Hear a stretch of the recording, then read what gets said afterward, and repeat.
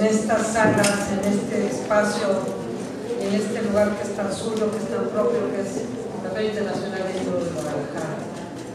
Y pues yo pido antes que nada que le demos la bienvenida a una de las escritoras, bueno, una de mis personas favoritas en el mundo, y ya lo sabe por un lado, pero yo creo que es una de las escritoras de verdad que más engalanan esta feria, que ha venido año con año, pero que su presencia es una presencia que de verdad estamos hablando de los grandes nombres de la literatura, no solo en español, sino en la literatura universal. Nuestra gran amiga, nuestra queridísima Luisa Valenzuela.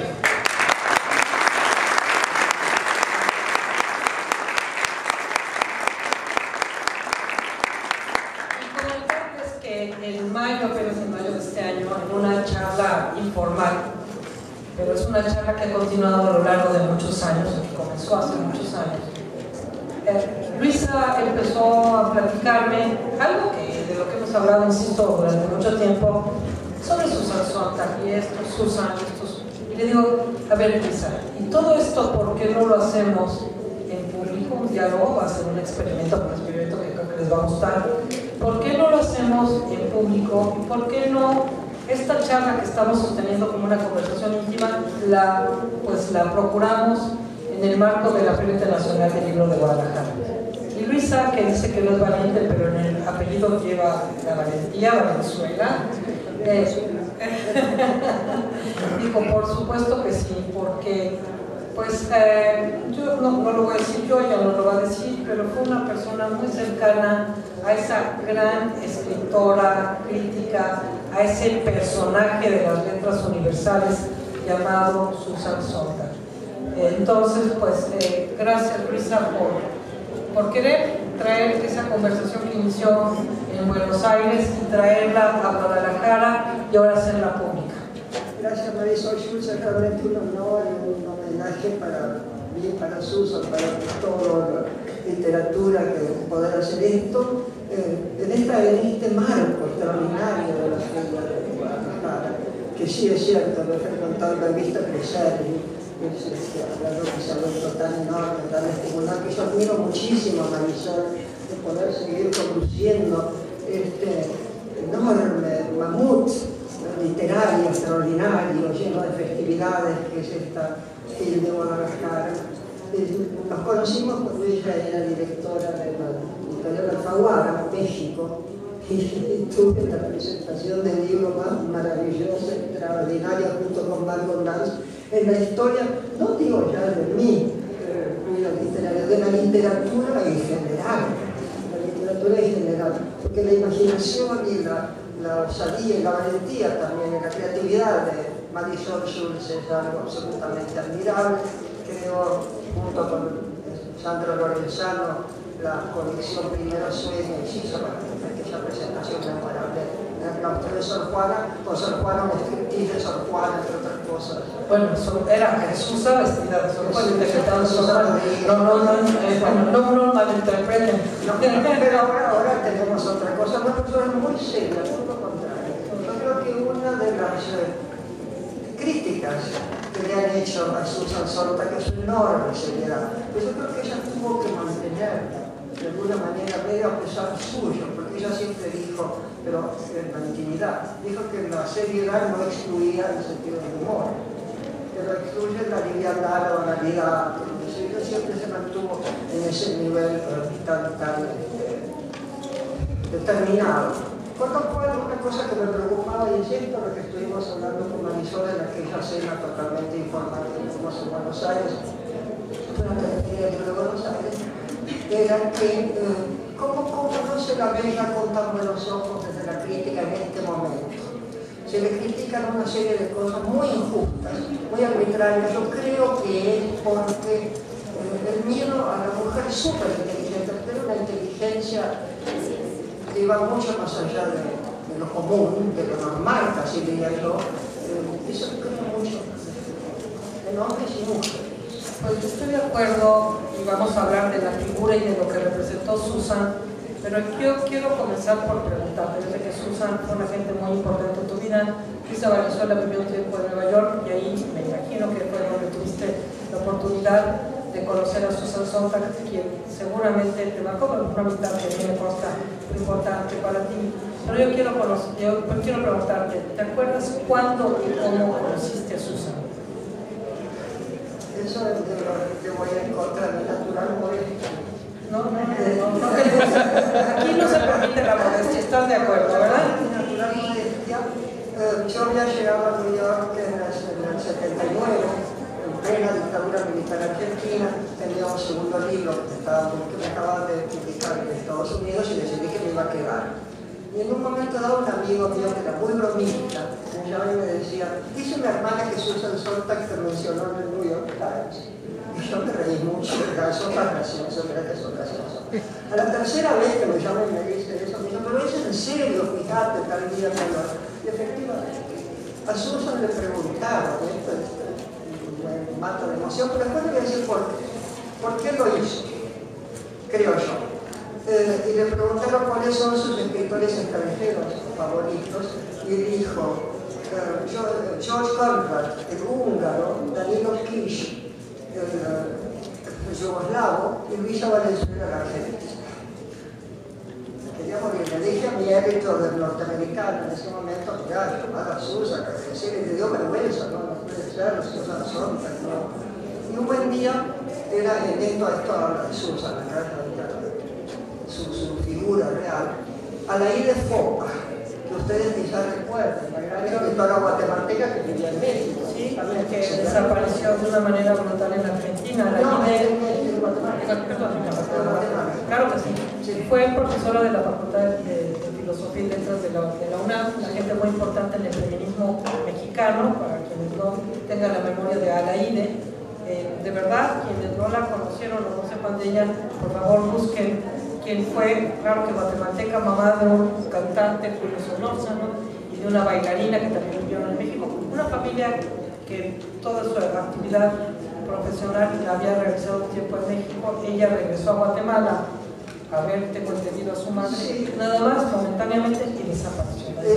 La desapareció.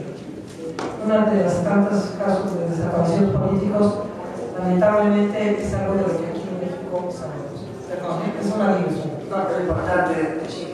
Entonces hubo una marcha de protesta frente a la embajada guatemalteca de Naciones Unidas en Nueva York, a la que naturalmente uní junto con una serie de intelectuales latinoamericanos, y ahí estaba Susan Sontag. Y Susan Sontag era muy reconocido, porque tenía esa maravillosa cabellera negra con un mechón blanco, aparte de su estatura y su porte. Entonces yo humildemente me acerco y digo: Susan, soy Luisa Valenzuela, quería agradecerte. Entonces ya me oferta, y ahí me adopta y me lleva al Instituto de Humanidades, San Luis Institute of Humanities, que era un think tank de esos súper importantes, y al PEN en América. Ella es la presidenta del PEN América en ese momento, me lleva a actuar en el Comité por la Libertad de Escribir, y como que me pone en el mapa norteamericano con toda generosidad, cosa que ha hecho muchas veces con muchos escritores, debo decir. De golpe ella admiraba, le gustaba a alguien y lo hacía. Entonces, para bajar un poco el tono de mi tensión, les diré que Susan me cuenta que encontró mi libro en una mesa de saldos. Lo compró y se interesó. Pero es así como ella acudía a la literatura también. Estaba curiosa, era omnívora, y todos los libros. Ella decía que entrar en una librería para ella era como una fábrica de caramelos. Entonces encontraron estos caramelos y yo después contaré otras anécdotas de libros descubiertos por escritores, descubiertos por Susan Sontag, a un nivel muy profundo. Sí, de hecho yo leí, también soy una gran admiradora de la obra de Susan, y leí sus diarios, unos diarios que tituló en inglés Reborn, Renacida. En el prólogo lo hace y de alguna manera recopila esos diarios a la muerte de Susan, David Reed, hijo de Susan. Y David en el prólogo dice que mi madre era una mujer casi del siglo XIX, pero tenía un nivel de autoexigencia brutal porque ella quería estar a la altura de cada uno de los grandes artistas que ella admiraba. No solamente de escritores, de pintores, de músicos. Ella quería abarcarlo todo. Era una mujer que se exigía intelectualmente, artísticamente, obviamente no en la música, pero ella quería estar al nivel de toda la gente que ella admiraba.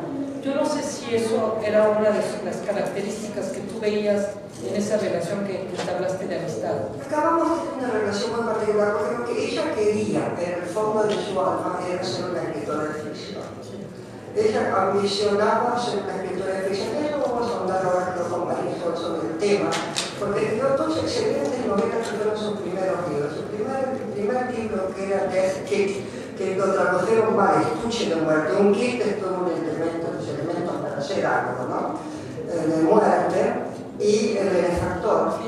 Tuvo mucho éxito en su momento en castellano, y en inglés la disminuyeron bastante, no me gustó porque era muy innovador. Se puede leer hoy en día como libros excelentes. Y yo creo que hizo, echó atrás y lo volvió, esa autoexigencia que tiene desde los 12 años de su diario, ¿viste? Que decir que ella tiene que ser así, tan por encima de todo, y saber todo y entender todo. Y además, esa autoexigencia hizo que dejara la ficción, que ahora pienso que lo hubiera hecho mucho más feliz, porque no fue alguien feliz en su vida, salvo ciertos momentos. Por eso se hizo amiga mía, que yo tengo un sentido de humor, así medio desparpajo y eso, y de algún lado a ella le caía bien, aunque me estrenaba cada tanto, era muy exigente, pero no me importaba demasiado. Después otros huían de su amistad. A mí no me importa, yo me quedé con Borges, que no era el mismo Borges, pero ella estaba acostumbrada otra vez, no, pero sí que no me afectaba demasiado. Pero sí creo, ahora pensándolo justamente con la visión que viene de la ficción, de la literatura de ficción, cuánto más feliz habría sido Susan. Y de hecho, David, después hablamos de eso, de lo que él ha escrito después de la muerte de su madre, de Ruiz el hijo, dijo: lo que lamento es que su último libro no fue una novela. Eso hubiera dejado una novela, después escribió los más, vamos a volver a eso. Pero claro, su nivel de crítica era tan alto, era tan excepcional, era tan deslumbrante ese pensamiento que lo sacrificó para darnos esa visión innovadora de cada cosa, de la fotografía, la crítica. Contra la interpretación, además no hubo un antes y después de la crítica. Es decir, yo creo que la figura intelectual de Susan, ya desde el 66, bueno, se nota desde sus diarios. Yo quiero regresar a los diarios, porque a mí lo que me sorprendió a leerlos, cuando uno piensa que los diarios es una gente adulta que ya tiene una conciencia de su trabajo intelectual. No, estamos ante unos diarios de una pequeña que va creciendo y a los 16 años sabe que va a ser un intelectual. A los 16 años de edad, es decir, el nivel de autoconocimiento y autoexigencia comienza desde muy pequeña. Es una mujer que se sabe intelectual en una época, perdón, estoy oyendo ruido, si podríamos callarnos un poquito. Tiene un nivel de autoexigencia y un nivel intelectual que va llevando el resto de su vida. No sé qué edad tenía Susan, me morí, no sé cuánto, perdón. 62, 3, por ahí. No era tan mayor.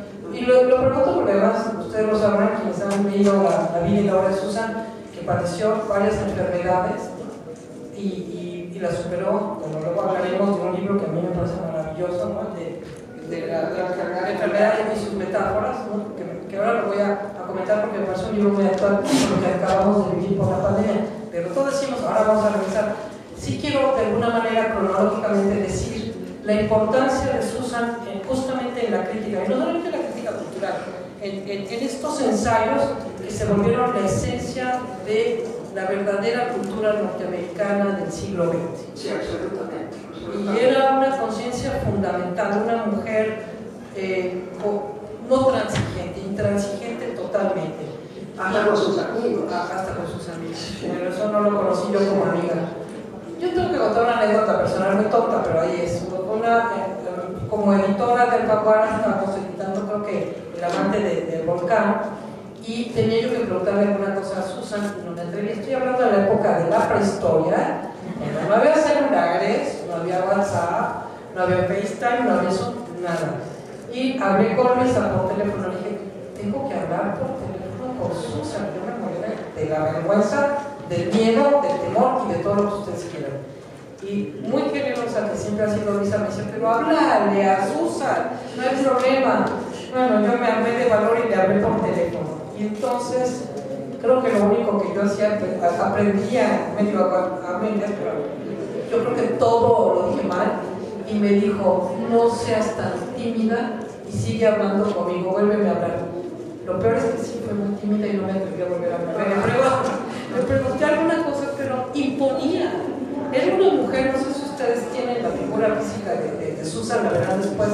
Era una mujer que imponía mucho. La vi una sola vez en persona, gracias a Carlos Fuentes, a quien hemos recordado estos días por sus 10 años, porque él convocó a varios intelectuales en la Ciudad de México a la geografía de la novela, y una de las mujeres invitadas era Susan. Entonces la conocí brevemente en público, pero de que era una figura que imponía mucho, y uno le tenía un temor así, no me puedo acercar a esa señorona, ¿no? Le daba uno, de verdad, pavor pensar en preguntarle algo.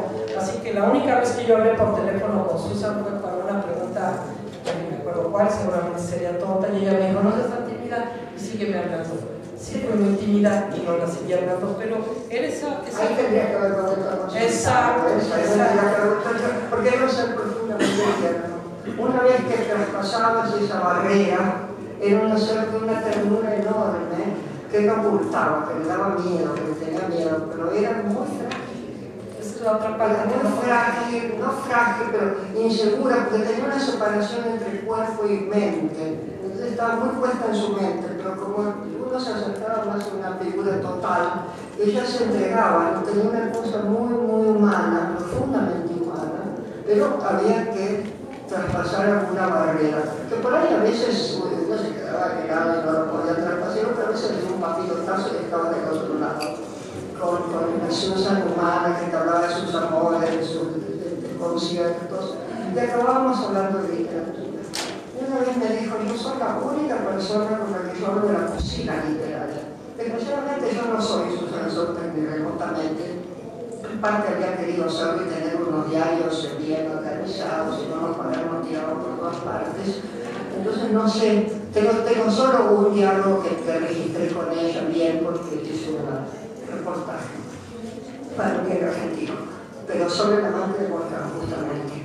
Pero si no, charlábamos y nos íbamos a un restaurante, sobre todo japonés, que le gustaba mucho, se llamaba Woman, y tomábamos sake al café.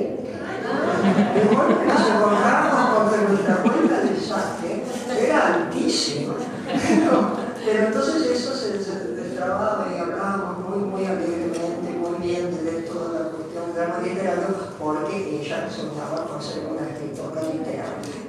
Entonces, como yo no podía convertirme en conversar con ella sobre el tema crítico, realmente, superaba muy de lejos, yo no soy crítica, pero sobre la literatura teníamos ese contacto muy especial, unas cartas muy lindas de ella, al respecto, ¿no? Y esa ternura hay que rescatar, porque no estaba y se sentía muy... Pensar que ella era hija de una madre alcohólica, muy bella, tremendamente bella, Mildred, y muy alcohólica, que tenía esta hija, qué sé yo, y no eran para nada intelectuales. Entonces se tuvo que formar desde muy joven, ella sola, con esa voluntad, con esa seducción, una inquebrantable vocación. Y el Sontag no era el apellido real de Susan, ¿no? Sí, semi-real. Eso lo critica, hay una biografía de Benjamin Moser, la última, que es tremenda, es una chismografía, porque una biografía que dice cosas muy interesantes. Entonces dice, Susan tuvo suerte, porque el segundo marido de su mamá era Sontag, que entonces pudo tener este apellido delante y no llamarse Susan Rosenblatt, como era su verdadero apellido. Pero todo escritor tiene derecho a cambiar de nombre, ¿de qué estamos hablando? Finalmente era nombre nervioso. Entonces, no le veo ningún... Y es muy común, sí, tener el nombre del padrastro, o sea, como cambia de apellido, si no me quiera. Y me imagino que la escuchaste varias veces en público, porque esto me parece muy importante lo que estás diciendo. Las facetas muy distintas de un escritor, no es lo mismo cuando lo conoces en la intimidad, cuando lo ves en público, cuando escribe. Pues en este devenir como editor a mí me ha tocado la fortuna de conocer distintos perfiles de escritores lectores y cambian, ¿no? Son como si tuvieran una duplicidad o una multiplicidad de personalidades. Esto ocurre muy a menudo, no es algo nuevo. Y de repente se ponen ante un micrófono y se vuelven un personaje que uno no reconoce. ¿Cómo era Susan cuando hablaba en público? He escuchado pocas veces, te confieso, pero he ido, por ejemplo, una vez que tenía que hablar sobre ciudades y íbamos juntas en el taxi, digo, Susan, ¿qué preparaste? Me dice, no, voy a hablar, voy a improvisar. Y era una mente tan brillante que improvisar lo que quería. Se quejan muchos de que a veces hablaba un poco así, tonizo, pero no sé, porque yo realmente no la acompañé en el presidente. Sí, pero con esa avidez que tenía, ¿no? De lectura, era una lectora ávida por ser. Yo viajaba mucho, afuera, daba discursos brillantísimos que los he leído, extraordinarios. Ahora no fueron publicados. Últimamente hay este libro que salió póstumo, que su secretaria Angion y este amigo que ella tenía, que hablaba de un joven italiano, que ella se iba a Italia a escribir, de Paolo Di Leonardo, editaron este libro con sus ensayos y discursos. No recuerdo cómo se llama, pero ahora el título. Entonces hay muchos discursos de los últimos tiempos, sobre todo el discurso de Sudáfrica, ¿no? Donde ya habla así un poco de lo tremendo del mundo, cómo se le está escapando el mundo de las manos y cómo el temor de ella es que íbamos a perder en este mundo de las redes y demás la alta literatura. Yo por suerte creo que no, hay está mucho peor de todas las redes, el lofer, las falsas verdades, todo eso. La posverdad, todo eso creció, más allá de Sonsa, de lo que ella preveía, pero la literatura se salva. Y el miedo de ella es que la literatura se perdiera a ese nivel tan importante. En pues una larga trayectoria como amiga, ¿qué era lo que más te identificaba con Ildencén? En ese espejo que a veces tiene uno a relacionarse con gente tan querida, ¿cuáles de sus características tú sentías que te atraían más y en qué te identificabas? ¿Con qué te identificabas más? Es cierto que no eran tantísimas veces porque ella viajaba mucho, yo viajaba, yo estuve 10 años en New York, pero no todo el tiempo, ella estuvo en New York y yo tampoco la veía tantísimo. Pero en Puebla hice cosas de esa cuestión tierna y de su afecto por la gente poco conocida que ella descubría. Hubo un momento en que ella cuenta en Londres un libro de un tal Tipsik, un ruso. Dice, ¿cómo hay un ruso que yo no conozco? Porque yo conocía toda la literatura rusa. Era un fenómeno, era monstruoso, ¿no? Si uno tenía que tratar de estar a la altura. Uno trataba de estar a la altura, sobreviví. Yo sabía toda la altura la literatura rusa y encontraste Tipsik, pero el Tipsik que no lo conoce. Entonces escribe un Landolé, que es un escritor extraordinario, escribe un artículo para el New Yorker sobre este escritor que no encontró, buscó por la librería, buscó por todos lados, ni en Londres, no había nada más que este librito, que era un librito pirateado. Y entonces yo ya me había ido en New York, yo me fui en el 89, pero en el 2001, con las Torres Gemelas, yo volví en septiembre, volví para un poco expresar mis condolencias a mis amigos, a las ciudades que yo tenía mucho. Ella adoraba Manhattan. Estaba el resto de Estados Unidos, tenía sus encontronazos con Bush, con ese gobierno. Había estado mucho en Vietnam, después en Sarajevo, ella iba a las guerras con el cuerpo, ¿no? Después hablamos de eso. Entonces le escribí este artículo y en ese momento le llegó un fax, un mail del hijo. Te descubre, dice, te ha descubierto, y mi padre no ansiaba más que ser reconocido después de la muerte, porque él escribía sin pensar que lo iban a reconocer antes, pero estuvo siendo publicado en episodios, digamos, por uno de estos periódicos de los rusos blancos en New York, por eso tuvieron que tener el libro. Entonces este hijo, conmovido de la García Sontag, que descubre a este gran escritor por este libro único. ¿Cómo es que se llamaba ese escritor? Tipsik, que con T-Y, B-S, por ahí me equivoco, Tipsik. Tengo la carta del hijo. Tengo la carta del hijo porque yo le dio la copia. Porque llegó en ese momento, mi hija es Tipsik. Te lo dejo, una copia, me dio la copia. Qué emoción, ¿no? Tener una carta de Susan Sontag aquí junto a uno.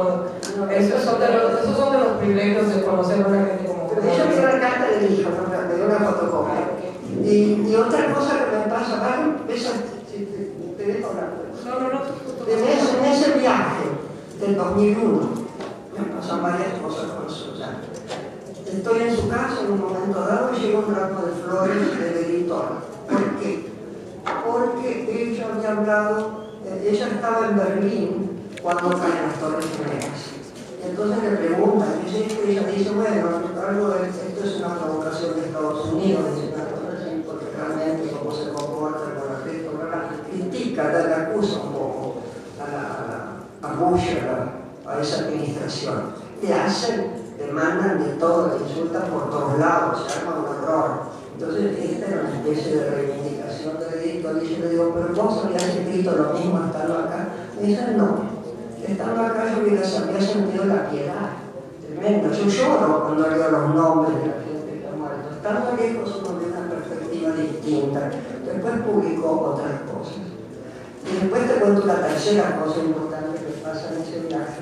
Pero sigamos un poco con lo tuyo. Bueno, yo lo que quería era traer a colación justamente este libro de contra la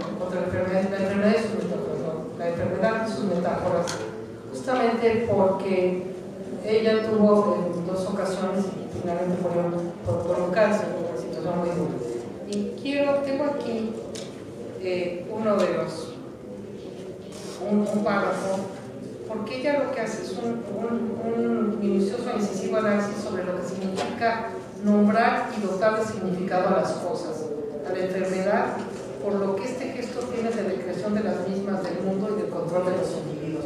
O sea, va más allá de entender la enfermedad desde un punto de vista de salud, es decir, se va a la parte justamente metafórica. ¿Qué ocurre con la sociedad cuando nos enfrentamos a una enfermedad o a un enfermo? ¿Qué ocurre con ese estigma? Porque yo creo que finalmente es un estigma y ella lo empieza a dilucidar en voz propia.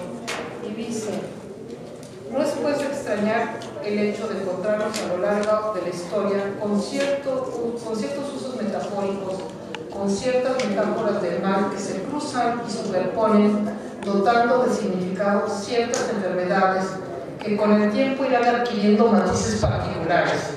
No es de extrañar tampoco el que la sociedad utilice ciertas enfermedades para introducir nuevos cambios en los criterios de salud individual y colectiva, más acorde con las nuevas coyunturas socioeconómicas, así como la utilización de estas metáforas como apoyo básico para reforzar el orden social que les da sentido.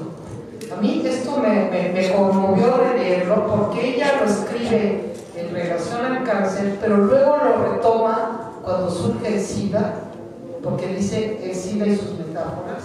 Los enfermos de COVID, se les alejaba, la gente vestida de astronauta podía tratarlos.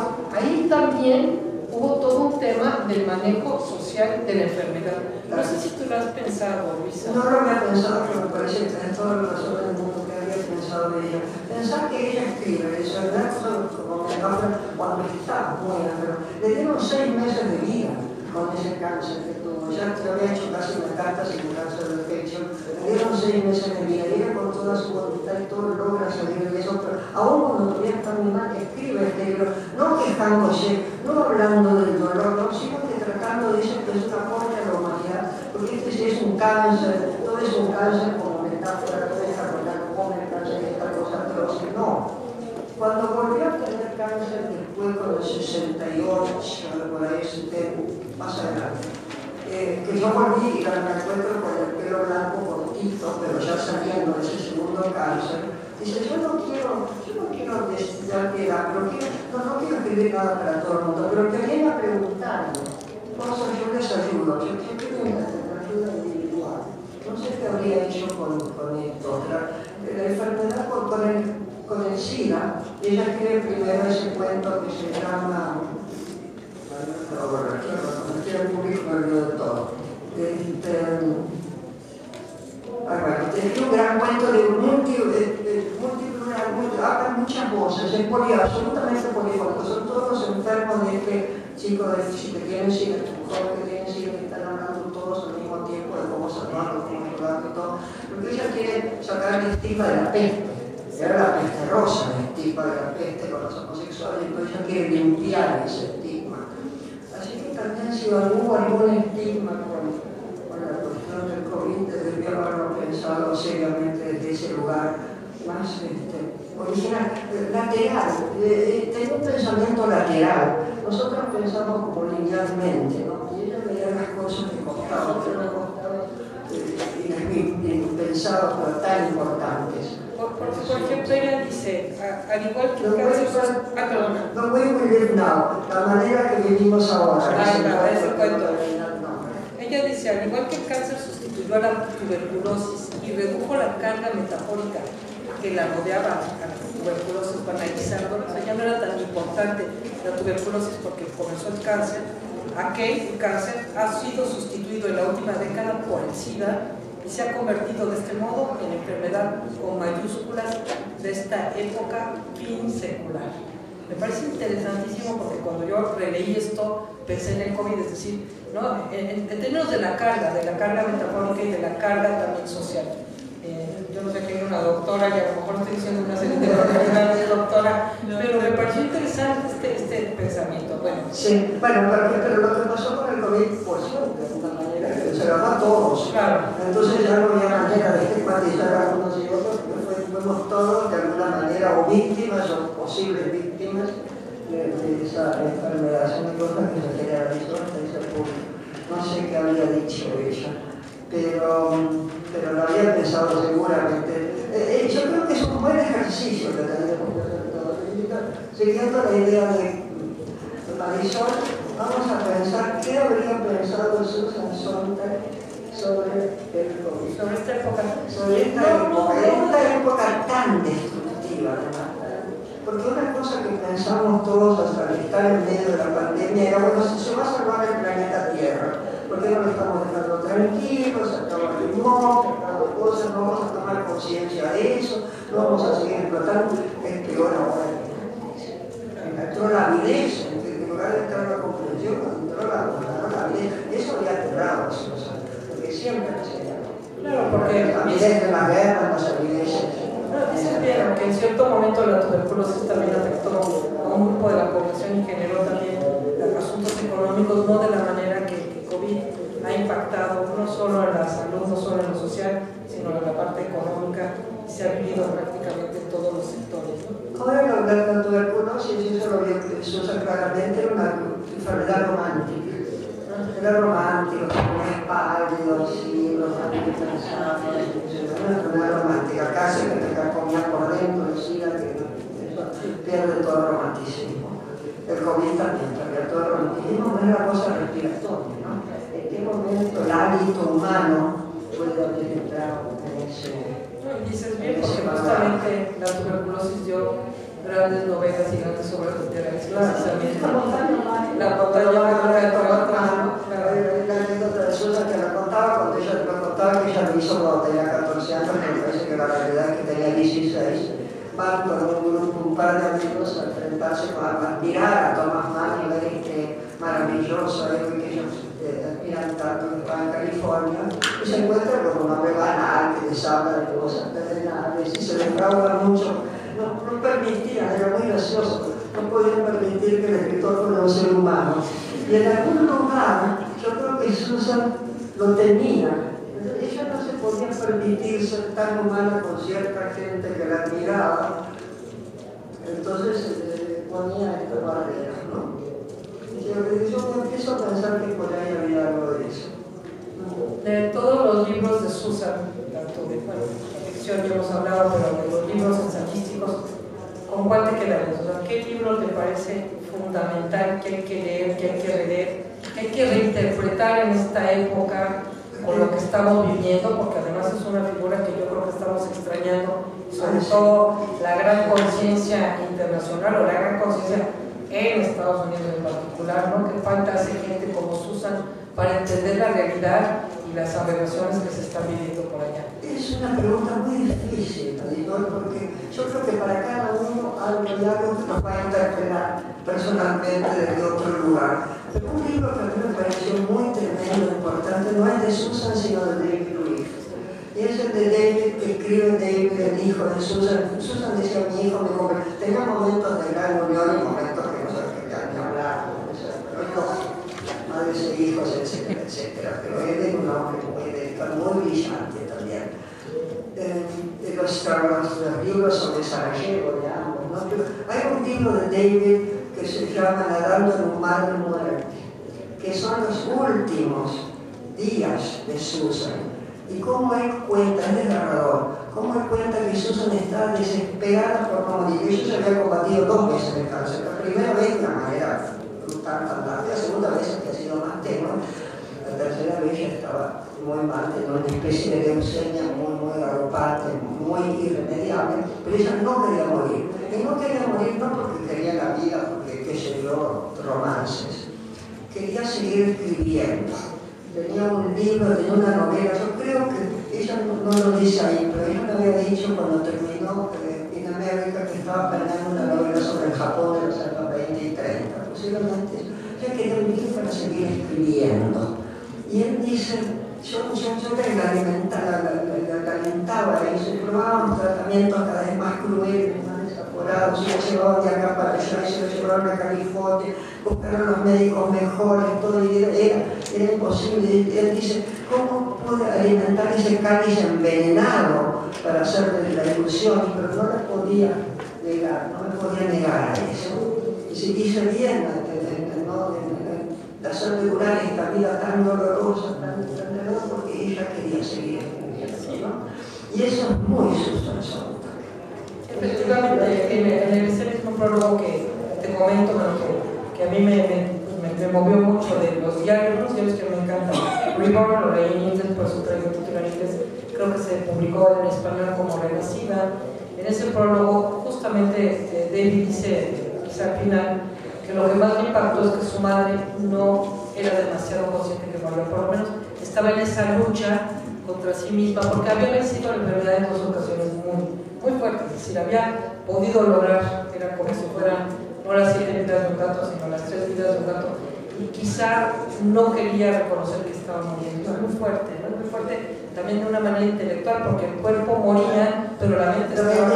Y quería dejar más legados a la humanidad, quería dejar cosas, porque era su legado, ¿no? Era su manera de perdurar, pero perdurar no por la fama, por esas cosas, sino por dar algo que podía alimentar al otro, que podía nutrir mentalmente, ¿no? Eso era muy extraordinario. Y en cierta medida ahí está, y lo hizo, porque está la obra de Susan, es decir, esa pretensión la podemos continuar, porque hay que revisitar la obra de Susan, la obra ensayística, la obra novelística, pero yo creo que es una figura, y lo dijiste al principio, quizá no tan reconocida y no tan revalorada, que yo por eso creía fundamental poder hablar de una figura capital del siglo, por lo menos siglo XX, principios del XXI, como fue Susan Sontag.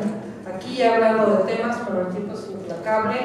Yo misma pues soy producto, tengo que empezar predicando con el ejemplo. Están diciendo que ya nos quedan unos pocos minutos, y yo quería traer una anécdota que me tocó vivir contigo, que quizá no te acuerdas. Estábamos juntas en otro momento, quizá hacía poco que había fallecido Susan, estaba yo contigo en tu casa de Buenos Aires, y recibiste un paquete de parte de David Reed. ¿Qué tenía ese paquete? Eso es entrañable. Ya primero contestar tu pregunta, ¿qué diría yo? ¿Qué tenemos que leer? Yo les invito a todos a leer la obra de ficción, los cuentos de Ayn, etc. Lean la ficción de Susan, el del amante del volcán, porque es lo que ella quería perdurar como escritora de ficción. Entonces démosle esa oportunidad, démosle esa... Tengo muchas cosas que contar sobre el amante del volcán, pero bueno, no aparece. Pero me llega un gran suéter, después por qué. Me llega un gran suéter de cashmere, como déjame decir, tú eras de los suéteres de Chiconcuac, diríamos en México, esos suéteres grandototes de lana. De lana, pero de lana de seda con lana de angora, enorme, negro, enorme, maravillosa, que lo uso para escribir. Y entonces ahí digo, qué divino, ¿por qué me manda esto? Y leyendo ahora el libro de Benjamin Sontag, él cuenta, hay toda una historia que no tuvimos tiempo de contar hablar de sus desavenencias con Annie Leibovitz. Entonces Annie después dijo que Susan la trató muy mal. Yo tengo una carta donde Susan me dice nomás que la trató a Annie. Así que esas historias son cruzadas. Entonces cuenta que pasa esto, que Annie se quiere llevar un amigo de Susan y no la dejan. Y la hermana de Susan, Miguel, que nunca no se va a meter mal, nunca prestó ninguna atención a Susan, también se quedó llevar y no le dejan, no se lo quita, bebe. Y le manda a la gente que Susan quería, ropa de Susan. De eso me enteré mucho después. De ese suéter también. Y te dio la carta porque me tocó verlo, por eso quiero traer esa anécdota, me conmovió mucho lo que es una amistad, lo que puede continuar después de pues, la muerte física de una persona. El hijo le dijo: quiero que tengas el suéter con el que mi madre escribía. ¿No les parece una figura divina? Yo creo como escribir el diálogo, naturalmente. Pues yo con esto, que es una gran imagen, los dejo. Lamentablemente yo creo que podemos hablar mucho más tiempo, pero no podemos. Aquí somos implacables con el tiempo, pero quiero antes que nada agradecer siempre a Luisa.